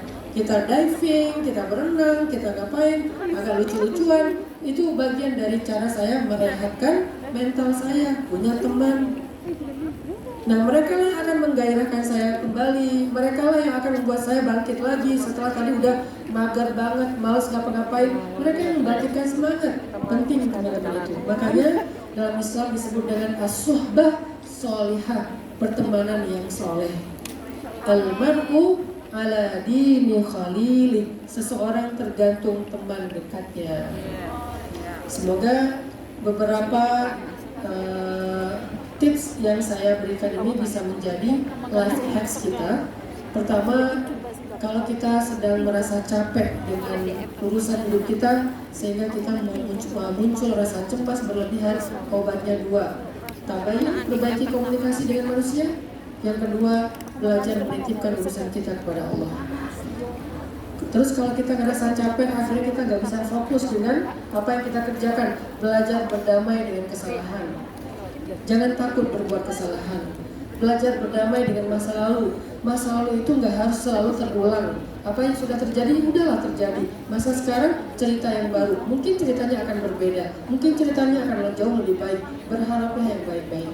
Yang ketiga, milikilah kualitas tidur para ulama. Tidurnya orang-orang solih. Apa tidur mereka? Ilham. Apa tidur mereka? Anugerah dari Allah. Minimal tidur mereka adalah tidurnya rohah, tidurnya istirahat, bukan tidurnya orang yang bangun tidur ngos-ngosan. Kenapa? Mimpi dikejar maling. Pasti nggak zikir, pasti nggak wudu, pasti malamnya dia nonton apa mungkin. Ya bukan drakor juga, mungkin dia nonton video-video tentang kriminal atau apa gitu kan, lapor pak atau apa gitu kan ya. Yang terakhir, gimana caranya biar kita bisa mengontrol diri kita dari lelah mental, itu milikilah suhbah sholihah, teman yang solih. Sebelum saya tutup, saya pengen ngajak teman-teman semuanya. Di sini kita ada sorban sedekah. Saya pengen kasih tahu, saya punya sebuah kebiasaan. Kebiasaan saya adalah saya membeli asuransi langit setiap hari. Apa itu asuransi langit? Asuransi langit itu sedekah. Kenapa Ustaz menyebutnya asuransi? Karena kata Nabi, tidak ketemu sedekah dan musibah di hari yang sama. Tidak ketemu sedekah dan musibah di hari yang sama. Jadi kalau kita pengen terjamin hari ini selamat, kita, keluarga kita, orang-orang yang kita sayangi, sedekah di hari itu. Kalau bisa sejak pagi hari kita udah sedekah.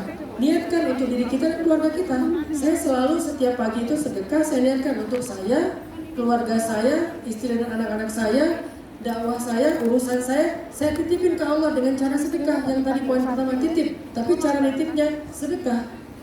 Selain ngomong Allahumma inni astaudi'uka umuri, ya Allah saya ini sedekah nih. Karena sedekah itu asuransi yang dijamin oleh Rasulullah SAW.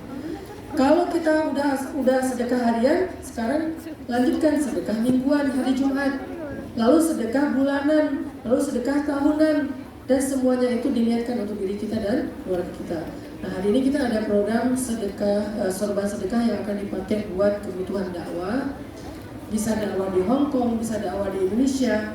Tanpa teman-teman sadari, teman-teman itu udah banyak bantu loh. Termasuk kemarin yang sebelumnya saya datang ke sini, sedekah teman-teman itu udah saya kasih ke sekolah gratis yang saya bikin. Udah jadi kan bangun satu kelas itu harganya sekitar 200-an juta ya satu kelas. Dengan sedekah dari teman-teman waktu itu sekitar 60-an ya kalau nggak salah, 60-an juta. Berarti teman-teman udah membangun sepertiga dari kelas yang sekarang dipakai buat para siswa belajar di tempat saya.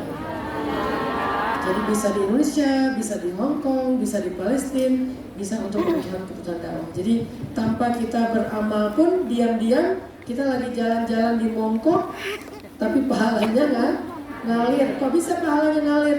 Karena salah satu di antara dua amalan yang bakal ngalir terus pahalanya selain ilmu adalah sedekah. Semoga nanti kita bisa terlibat dalam sedekah terbaik kita di jalan Allah. Saya kembalikan kepada MC untuk dilanjutkan dengan sesi berikutnya. Bismillah. Tes. Bismillah, berikan yang terbaik sambil berselawatan semata di pagi ya. Mudah-mudahan rezeki yang kita taruh Allah mengganti berlipat ganda kita melindungi keluarga kita. Sallallahu ala Muhammad. Sallallahu alaihi wasallam. Sallallahu ala Muhammad. Sallallahu alaihi wasallam. Sallallahu ala Muhammad. Sallallahu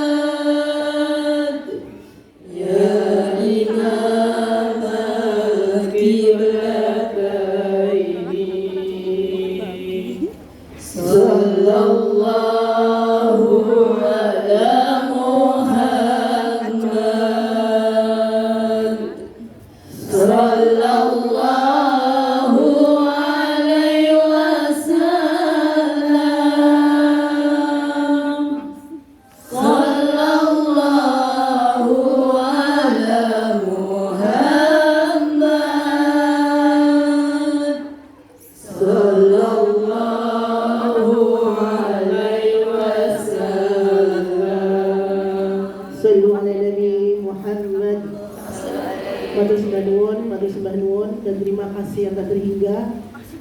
Bunda tidak bisa mengucapkan apa-apa lagi dan Bunda tidak bisa membalas kebaikan panjenengan. Mudah-mudahan sedekah yang panjenengan taruh di wong fotoi lamsik tadi itu ada pertanda birunya cintaku padamu. Mudah-mudahan Allah mengganti semuanya, dimudahkan semua masalahnya, dilunaskan utangnya, disembuhkan sakitnya, dibaikan majikannya ya. Sudah tidak ada kata-kata kecuali matur sembah nuwun. Dan acara selanjutnya yaitu tanya jawab sebentar ya Ustaz ya.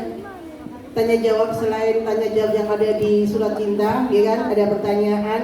Saya ambil 2 orang karena waktunya semakin petang. Pertanyaan bukan curhat ya. Kalau curhat Ustadz sudah banyak dicurhati, jadi pertanyaan yang tidak dimengerti dengan tema. Sekali ini dengan tema, yaitu temanya apa sih kok tutil-tutil kok muri. Saya nggak muri, mohon maaf ya karena mic-nya sudah sampai di situ. Ya, ayo yang sana sini. Sini sayang. Mungkin ada yang tanya bannernya kok dipasang Bun, demi keamanan sementara ya. Ya Bun.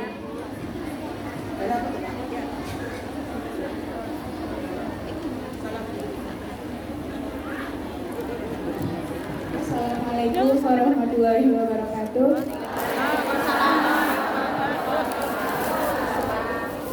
Sebelumnya perkenalkan, nama saya Mar'atus Solihah. Saya dari Indramayu.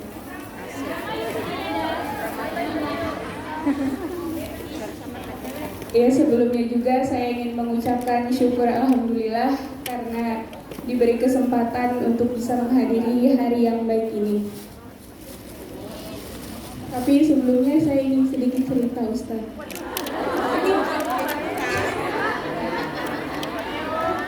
Ya, jadi belum lama ini saya dekat dengan seorang laki-laki Ustaz.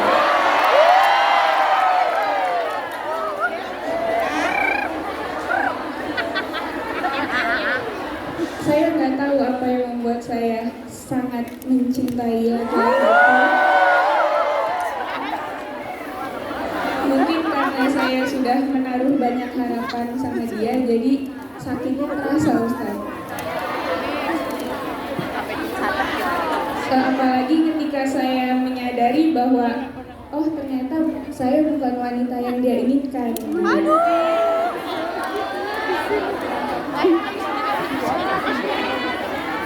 Dan ketika saya patah hati, saya melewati hari-hari saya itu sangat overthinking terus anxiety terus, Ustadz. Saya merasa bahwa hidup saya itu nggak tenang.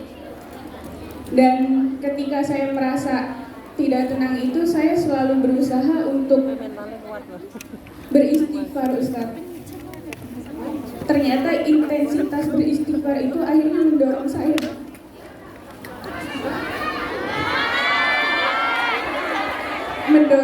untuk selalu dekat dengan Allah, Ustaz. Jadi yang tadinya saya kerja selalu dengerin musik koplo, sekarang saya lebih sering mendengarkan sholawat. Dan saya juga perbanyak istighfar untuk itu, Ustaz. Bener, Mbak.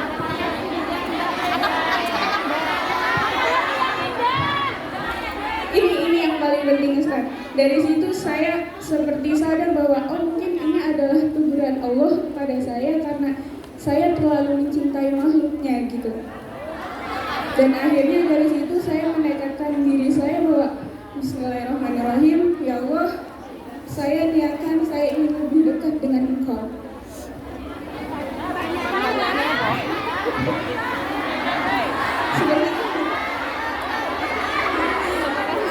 Karena qadarullah, Ustaz, saya ditinggali ibu saya sejak saya umur 14 tahun. Usia saya umur 26 tahun.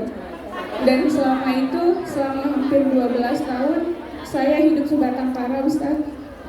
Saya melalui kehidupan saya sendiri, saya jatuh bangun saya sendiri, Ustaz. Saya bahkan pernah kelaparan di kota orang. Dan saya pada saat itu merasa bahwa gak ada orang lain yang peduli dengan saya kecuali Allah. Pertanyaannya itu, saya nilai ta'ala ingin hijrah, Ustaz.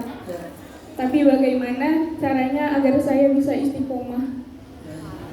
Dan kedua, bagaimana kan kalau misalkan mungkin dari teman-teman yang masih mempunyai keluarga orang tua yang utuh, dia bisa meminta ridho kepada orang tuanya untuk mendoakan keberhasilan kita. Sedangkan Mar'atus Solihah. Oh, Mar'atus Solihah. Udah? Cukup baik. Baik, Mar'atus Solihah dan teman-teman sekalian. Oke, kalian udah?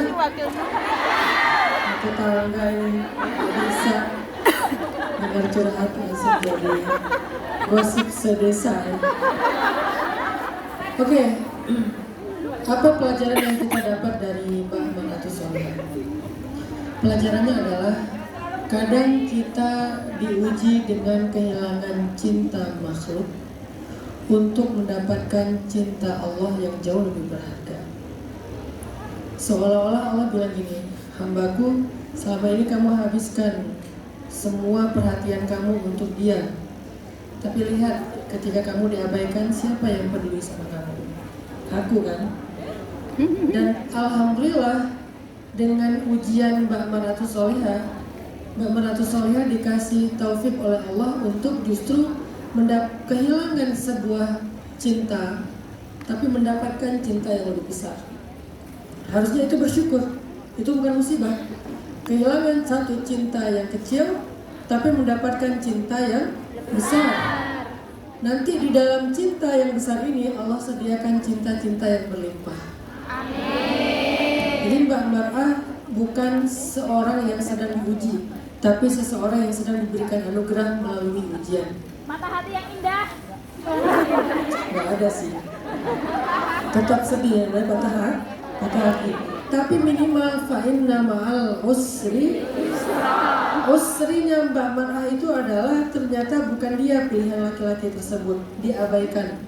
Tapi yusronya luar biasa. Mbak Mar'ah malah jadi semakin kuat, semakin berazam untuk memperbaiki diri dan hijrah menuju Allah.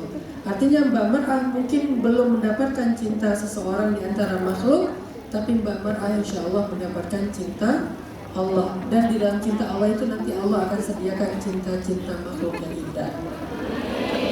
Pertanyaan Mbak Mar'ah tadi, gimana cara biar bisa istiqomah? Istiqomah itu tergantung circle.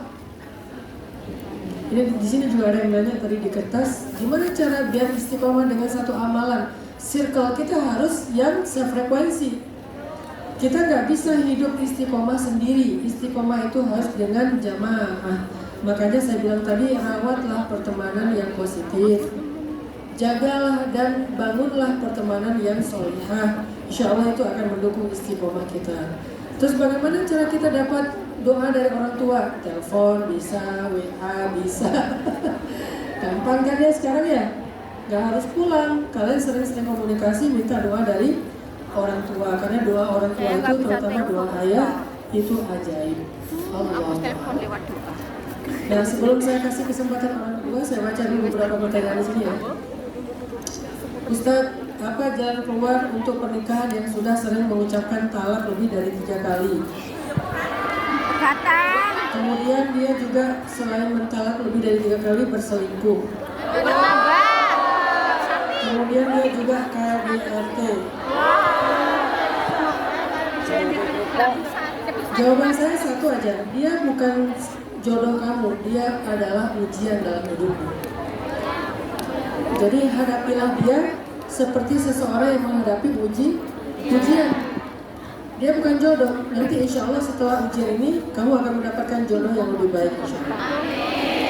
Pernikahannya udah batal, jadi mending dia belajar fokus untuk merelakan, melepaskan, melupakan, bertahap insya Allah bisa. Ustadz, apa boleh mengajak laki-laki menikah lebih dulu? Karena sampai sekarang dia belum respon. Saya masih pantau dia di sosmed. Gimana ya caranya? Boleh nggak ngajak laki-laki nikah lebih dulu? Apa dalilnya? Sayyidah Khadijah dulu yang duluan punya inisiatif untuk ngajak Nabi Muhammad menikah. Walaupun secara formal keluarga Nabi yang melamar Khadijah secara formal, tapi inisiatifnya dari Sayyidah Khadijah. Jadi boleh banget kalau perempuan punya inisiatif lebih dulu dengan cara tetap menjaga kehormatan. Jangan sampai kalian ngajak nikah tapi dengan cara caper-caperan, dengan cara terlalu memberikan kepercayaan. Tadi ada juga di sesi yang pertama, ada pertanyaan, Ustadz, saya diajak nikah oleh seorang laki-laki, tapi dia punya hutang di bank. Dia minta uang saya untuk menebus hutangnya. Kalian boleh berharap, tapi jangan jadi cegil. Apa cegil? Ustaz, saya single mom dan alhamdulillah diamanahi seorang anak yang spesial. Saya percaya apapun yang diberikan Allah itu yang terbaik. Tapi terkadang dalam pikiran muncul rasa tentang bagaimana keadaan anak saya di masa depan. Bagaimana cara menghilangkan kecemasan itu, Ustaz? Tadi saya sudah jawab di materi. Caranya adalah titipkan dia kepada Allah. Semua bisa berubah. Saya kenal beberapa orang yang di masa kecilnya ini anak kayaknya spesial deh. Dalam arti dia punya kelainan gitu ya. Tapi ternyata di masa depan justru dialah yang paling berprestasi dalam keluarganya. Ada yang kayak gitu. Jadi berbaik sangkalah kepada Allah, titipkan anak ini kepada Allah. Kita hanya merawat dan menafkahi dia semampu kita. Masa depan dia bukan di tangan manusia, bukan di tangan sekolah, tapi di tangan Allah. Ustadz, sekarang ini banyak yang bilang selain donatur dilarang mengatur. Menurut Ustadz kalimat ini gimana? Ya nggak gimana-gimana. Ini kalimat muncul dari orang-orang kapitalis ini. Orang-orang yang terlalu materialistis. Sejak kapan yang boleh mengatur hanya yang memiliki duit? Kalau gitu nanti yang akan berkuasa di kita itu hanya orang yang mampu membayar. Emang gitu? Enggak dong. Nggak usah dijawab ya. Ustaz, rumah dan mobil yang di mana itu ada campur tangan hasil kerja saya selama di Hong Kong, apa mungkin saya perjuangkan untuk menjadi hak anak saya, Ustaz? Ya mungkin loh. Kan itu harta suami, harta istri.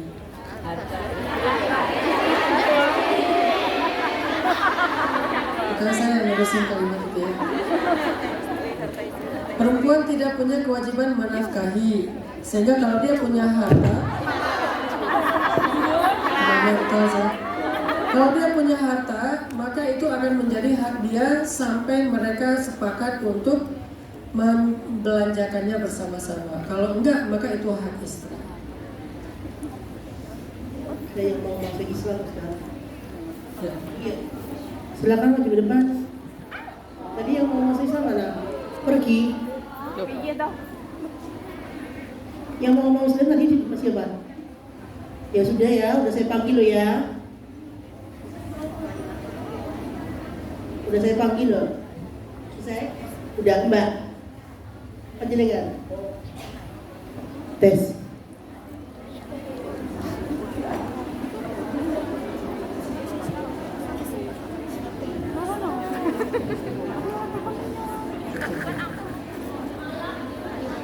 Dengan Mbak siapa? Mbak Titin, Dari mana aslinya? Cirebon. Sebelumnya Muslim kan? Sebelumnya Muslim, tapi beberapa tahun lalu saya sempat murtad. Sempat murtad. Sekarang pengen kembali kepada Islam. Udah keluarga? Dari sini. Oke. Udah pernah syarat lagi? Belum. Sholat terakhir kapan? Kemarin sholat kemarin asar itu terakhir sholat, soalnya hari ini kan saya lagi halangan, jadi saya Apa yang kalau boleh jadi pelajaran buat kita semua, apa yang membuat Mbak Titin kembali memutuskan untuk kembali Islam?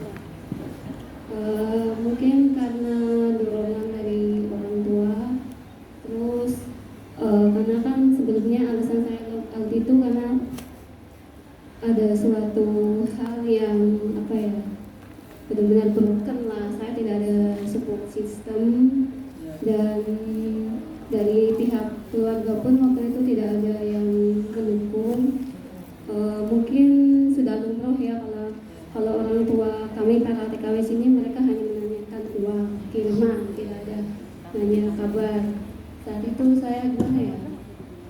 Saya benar-benar rasa sendiri. Terus satu-satunya orang itu yang datang sama saya itu anak Filipina, dan dia membawa saya ke gereja di Sapin, dan di situ saya merasa bahwa apa ya, mungkin ajaran kasih mereka itu yang menyentuh saya gitu. Jadi saya waktu itu setiap hari Rabu itu saya datang ke mereka, terus ya saya sempat membaca beberapa Alkitab. Ya Alkitab pun masih saya simpan, tapi sekarang saya tidak bisa membacanya lagi. Terus tapi saya belum sempat dibaptis. Tapi meskipun belum sempat dibaptis, tapi hati saya itu sudah ngomong bahwa saya mungkin ajaran ini yang ketika saya down, ketika saya broken itu mereka yang ada, mereka yang angkat saya untuk bangkit.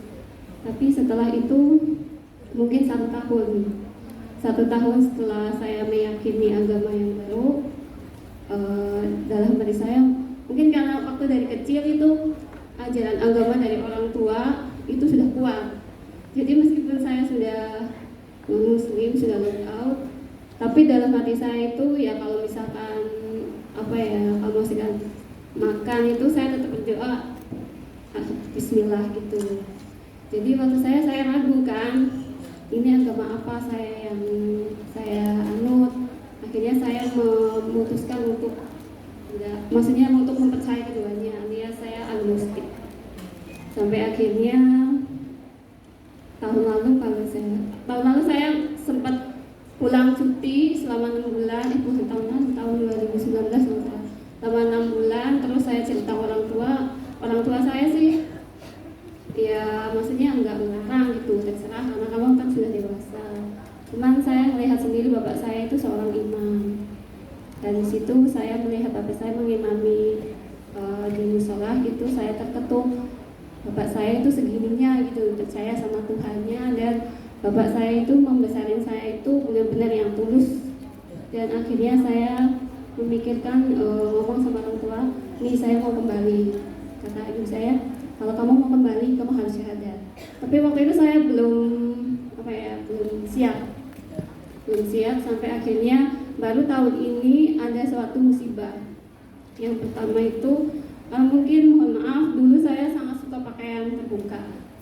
Sampai akhirnya Tuhan itu ngasih saya cobaan, yaitu kulit saya yang bagian tubuh saya itu ada salah satu warna yang memudar gitu. Terus akhirnya saya ngomong sama Rini, teman saya yang mendukung saya ini, Rin gimana ya kalau saya mau kembali gitu kan. Terus yang paling membuat saya yakin gitu, bulan 6 itu mohon maaf saya kena tipu dari seorang teman. Dan ketika saya kena tipu itu saya meminta pertolongan sama ya istilahnya manusia lah ya. Tapi ternyata mereka tidak bisa memberikan pertolongan itu, dan akhirnya saya nelpon orang tua. Karena bapak saya itu, kamu jangan minta pertolongan sama manusia karena mereka pun juga nggak bisa berbuat apa-apa. Kamu mintalah sama Allah. Akhirnya saya sholat. Terus ya saya juga ngomong sama Rini gitu, Rin gimana ya ini saya belum syahadat gitu. Terus aku teman saya Rini ini untuk membantu saya syahadat. Kata Rini, jangan, saya nggak bisa. Katanya besok aja kan ada pengajian Pak Ustadz Hanam, itu minta tolong aja gitu. Jadi ya sini. Kita beri applause motivasi.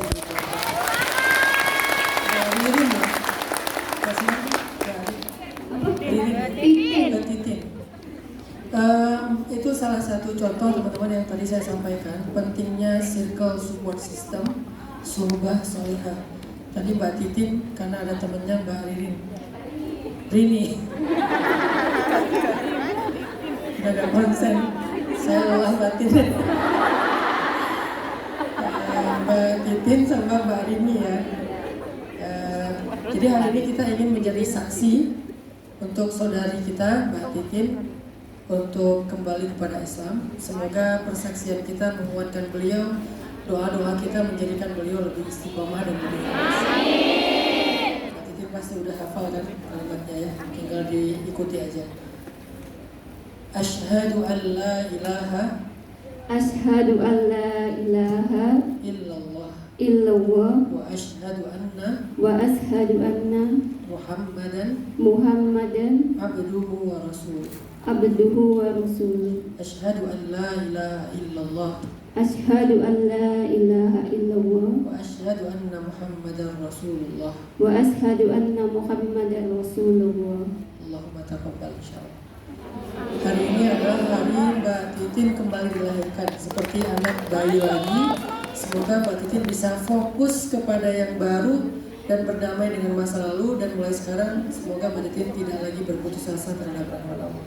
Selamat ya Pak.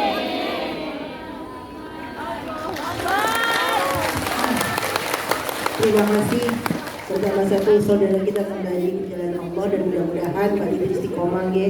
Mudah-mudahan Allah selalu menolong dia dan diberi seluruh hidayah. Sekarang waktunya kita berdoa karena jam 4 lebih ya. Fokus pada doa. Kita doakan. Di sini ada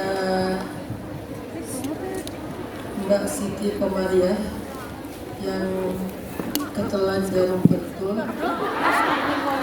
sehingga posisi jarumnya sudah ada di usus halusnya, sudah berobat kemana-mana tapi belum ada hasil. Mbak Siti Komariah, kemudian Al-Fatihah untuk kedua orang tua yang bernama almarhum Bapak Karji dan almarhumah Ibu Mesti. Kemudian doa untuk adik yang menikah hari ini dari Rita dan Amin. Nama adiknya mungkin salah satu dari Rita dan Amin. A'udzu billahi minasy syaithanir rajim. Bismillahirrahmanirrahim. Allahumma lakal hamdu kullu wa lakash syukru kullu wa ilayka yurja'ul amru kullu sirruhu wa alaniyatuhu fa ahlun anta an tuhmad wa ahlun anta an tu'bad la ilaha illa antal ahad as-samad lam yalid wa lam yulad wa lam yakul lahu kufuwan ahad. Allahumma salli ala sayyidina Muhammadin fil awwalin wa salli ala sayyidina Muhammadin fil akhirin wa salli wa sallim wa barik ala sayyidina Muhammadin fil mala'il a'la ila yaumiddin. Allahumma inna na'udzu bika min jahdil bala ودرك الشقاء وسوء القضاء وشماتة الأعداء. اللهم إن كنت كتبتنا من أهل الشقاوة فامحنا واكتبنا من أهل السعادة فإنك تمحو ما تشاء وتثبت وعندك أم الكتاب. اللهم أعنا على ذكرك وشكرك وحسن عبادتك. اللهم أعطنا ولا تحرمنا وأكرمنا ولا تهنا وآثرنا ولا تؤثر علينا وارضنا وارض عنا. اللهم إنا نسألك رضاك والجنة ونعوذ بك من سخطك والنار. يا حي يا قيوم يا حي يا قيوم يا حي يا قيوم يا رب العالمين. Wahai Allah, Engkaulah pencipta apa yang ada di langit dan apa yang ada di bumi, dan Engkaulah sebaik-baik pencipta.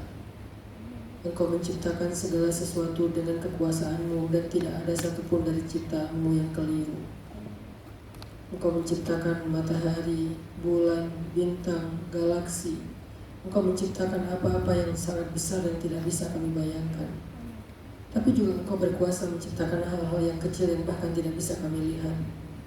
Engkau Maha Kuasa ya Allah. Engkau Maha Pencipta dan sebaik-baik pencipta. Engkau juga yang memelihara, merawat dan menjaga, mengatur dan memelihara segala apa yang Engkau cipta ya Allah. Engkau yang mengatur langit dan bumi dengan segala pengaturan yang sempurna. Engkau yang mempersilih gantikan musim, malam dan siang.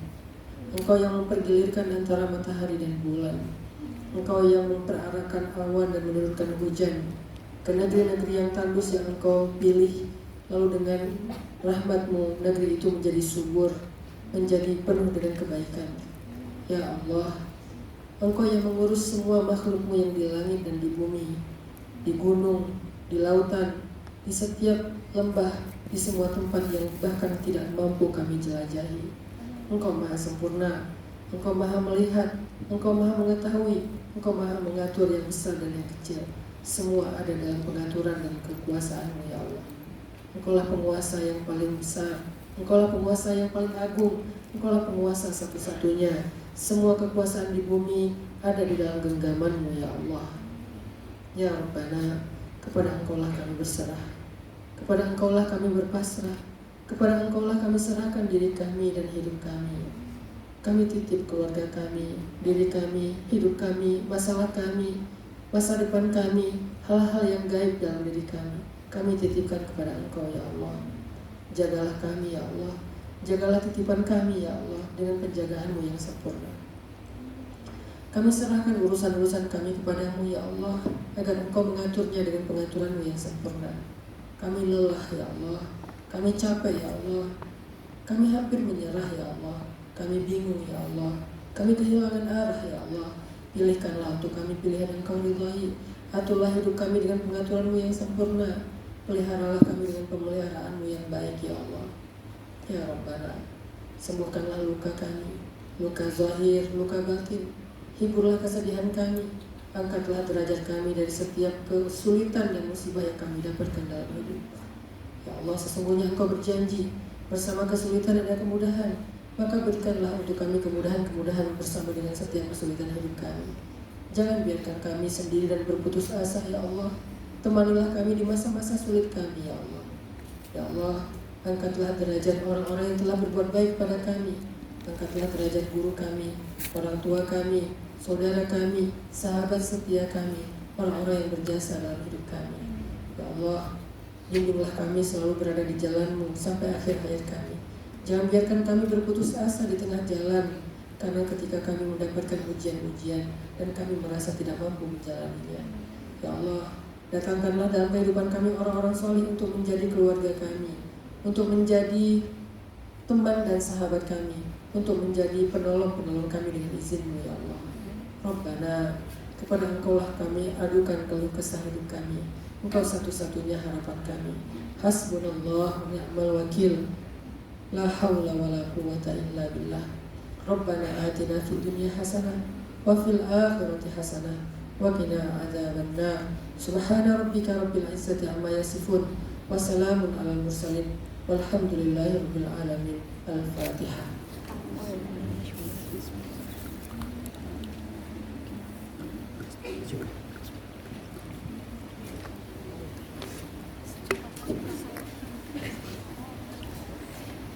Alhamdulillah atas kajian Ustaz Hanan tadi.